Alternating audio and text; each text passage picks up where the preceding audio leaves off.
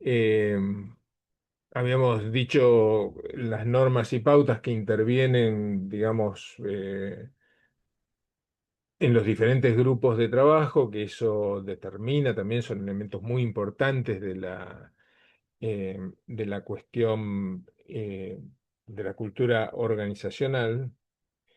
Eh, Perdón, porque eh, necesito subir videos de 15 minutos. Por eso, eh, por eso estoy pendiente del timer. Bueno, también los símbolos, que nos interesa estudiar los símbolos y rituales que contienen las organizaciones. Todas las organizaciones, eh, si nos fijamos bien, sostienen ciertos ritos, ciertas ceremonias, ciertas historias comunes en relación a héroes institucionales, gente que ha cumplido alguna función y del cual la gente recuerda. Dice, bueno, esto en la época de fulano o no pasaba o se resolvía de este modo, porque es como él representaba los valores de esta organización que nosotros queremos ahora, bueno, encarnaba aquellos valores. Y era para nosotros un faro. O sea, él siempre decía tal cosa. Bueno, esas cosas que las organizaciones, que escuchamos en las organizaciones, que las personas repiten, son elementos importantes, son símbolos importantes de la cultura organizacional. Los mitos también, o sea, los mitos no necesariamente son cosas que no han sucedido, pero son cosas que a fuerza de contarse se van modificando y adaptando para que representen los valores que se suelen representar. Bueno, me acuerdo de algunas historias religiosas, pero bueno, las historias religiosas están llenas de esto. Pero, por ejemplo, eh, la, una historia que a mí me impresionaba de chico era la historia de San Cristóbal. San Cristóbal se, eh, una vez quiere pasar a un niño un río, que un niño le pide que lo pase, porque él trabajaba de eso, fue un tipo grandote, entonces agarraba a la gente, como no había puente, él caminaba sobre el río y se llevaba a alguien cargado encima. Entonces un chico le pide que lo pase a la otra orilla. Y cuando llega a la mitad del río se da cuenta que se hunde porque el chico pesa una enormidad. Y entonces él le pregunta, ¿por qué pesas tanto? Y dice, bueno, porque llevo en mí los pecados del mundo. Parece que el niño era Cristo, ¿no? Y representa esa, bueno, no hay fortaleza que pueda soportar los pecados del mundo salvo ese niño, eh, el niño Jesús. Bueno, esa historia es una historia que, pues, bueno, se repite en las iglesias, no, no sé ahora, pero en una época se repetía.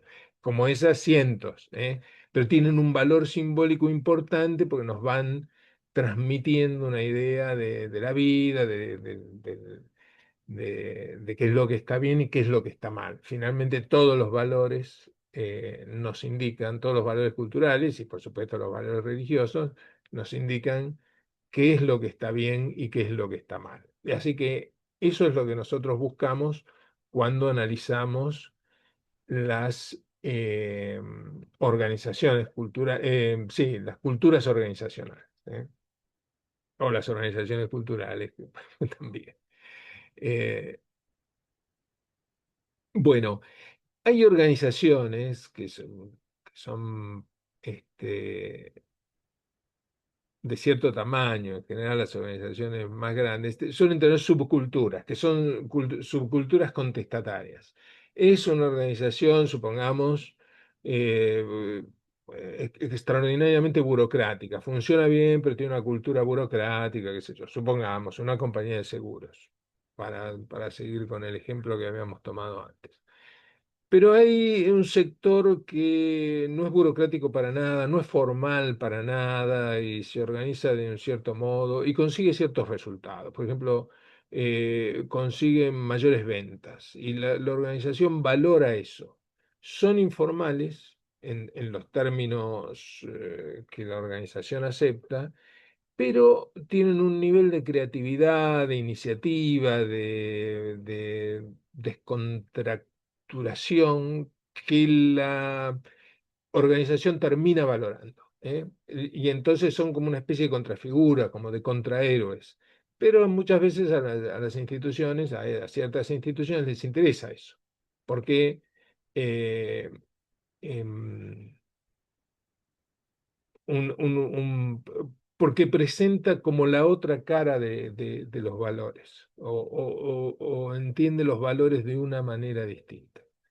Kennedy y Dill, que son los autores que mencionamos en la página anterior, contaban una historia eh, respecto de una este, de la empresa IBM.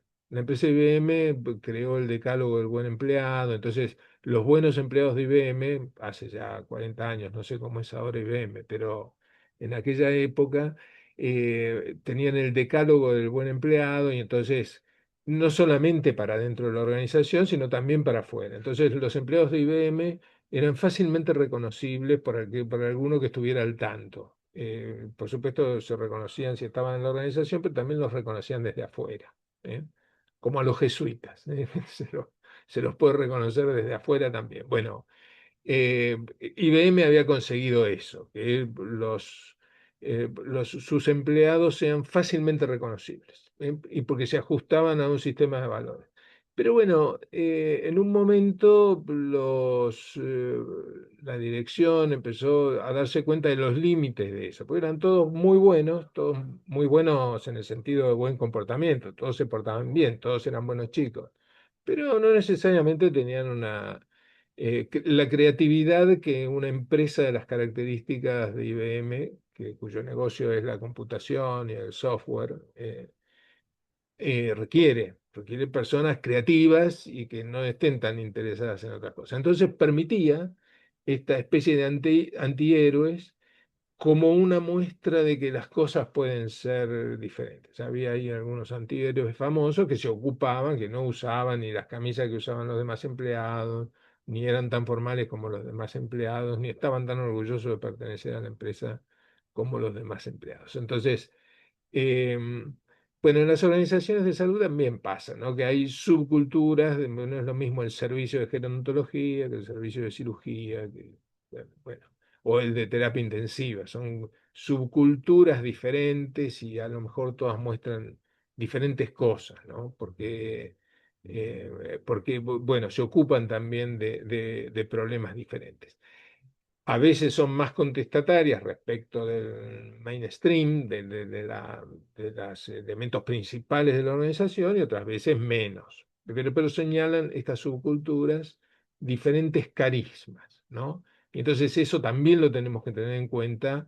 Tenemos que tener en cuenta esa complejidad cuando estudiamos la cultura. Y por supuesto el entorno físico donde se realizan las actividades tiene incidencia en la cultura organizacional. No son lo mismo los edificios cuidados e incluso construidos para esa función que edificios que han sido hechos para otra cosa y bueno, se desarrollan en esa...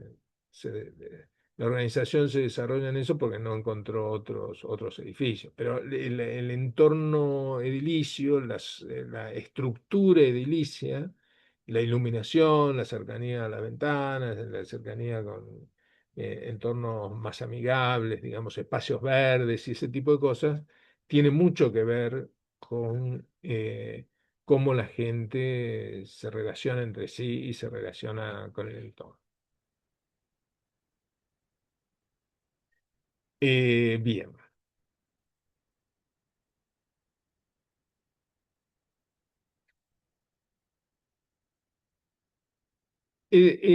Metodología de diagnóstico de la cultura organizacional. Bueno, normalmente lo que se hace para el diagnóstico de la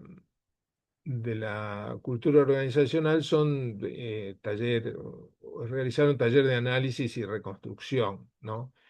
para confrontar diferentes perspectivas y representaciones de la tarea que la organización debe realizar. Nunca lo hace una persona sola. Las personas solas tenemos intuiciones, pero modificar la cultura organizacional requiere consensos, requiere decisiones y requiere metodología, porque, bueno, como ya dijimos, es difícil modificarla. Bueno, así que elementos del análisis y de la reconstrucción. Hay que identificar normas y valores que se ponen en juego frente a una situación crítica. O sea, nosotros podemos tener eh, idea, noticias, digamos, tenemos la percepción de cómo funciona la organización en situaciones rutinarias. Esto es importante tenerlo en cuenta, cómo se hace, cómo la organización resuelve, digamos, los problemas de todos los días o las rutinas de todos los días. Pero, sobre todo, tenemos que tener en cuenta, y normalmente las modificaciones culturales o los objetivos organizacionales tienen que ver con situaciones críticas, es decir, ha cambiado el entorno o el entorno presenta problemas que la organización o no puede resolver o no lo resuelve bien o lo resuelve parcialmente. Entonces, es necesario modificar eh, el apronte, digamos, de los agentes institucionales frente a esa situación. Así que las situaciones críticas son importantes para analizar esta cuestión. Yo me acuerdo eh, una institución de seguridad, es decir, tiene gente con medidas de encierro y el personal de seguridad que tiene que cuidarlos, ¿no? Cuidar a las personas. Entonces, una de las cosas que sucedía en esta institución era que frente a un problema, frente a una crisis, alguien que empezaba a gritar, qué sé yo, este, alteraba la rutina organizacional, todos los agentes salían corriendo a ver qué había pasado y cuando estaban ahí trataban de organizarse. Bueno, trataban de organizarse o trataban por medios más o menos artesanales de resolver el problema. Pero bueno, cada vez que sucedía eso, digamos, eso alteraba los ánimos de todos los guardias y los guardias ya no respondían a los mandos naturales. Venía el jefe, pero nadie le daba bola, entonces alguien decía, este, proponía una cosa, luego alguien proponía otra, y lo que era evidente era que todos habían descuidado el puesto en el que estaban guardando, ¿no? Entonces, esto era absolutamente inconveniente. Contiene el valor de la solidaridad, de la confianza, es decir, porque la gente no huye frente a problemas, sino que va a ayudar, se suma al conjunto que tiene que resolver ese problema. Ese es un valor positivo, digamos, de la organización. Pero tiene el enorme inconveniente de que cuando están todos juntos no le dan bola al jefe, no funciona ahí el principio de autoridad. Cada uno cree que tiene una respuesta adecuada para eso, entonces, bueno, se discute en la peor situación, porque en la situación donde no habría que discutir, donde ahí tendría que funcionar el principio de autoridad, y sobre todo queda desguarnecido todo el resto de la institución, porque al irse todos, todo el resto de los detenidos queda sin custodia. O sea, es el peor escenario, ¿no?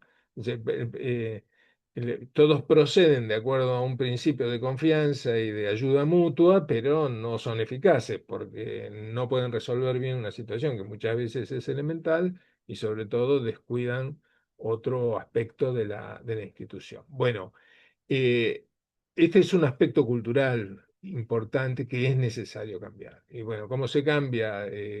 Bueno, primero identificando el problema, que los agentes entiendan cuál es el problema y luego hace falta reforzar algunas cuestiones como protocolos y el principio de seguridad, el principio de seguridad también, pero sobre todo de autoridad, ¿eh? De que los jefes procedan como jefes y los subordinados, eh, precisamente en las situaciones críticas, esperen las órdenes para proceder, ¿eh? Como tiene que pasar en cualquier organización de seguridad o en cualquier organización militar.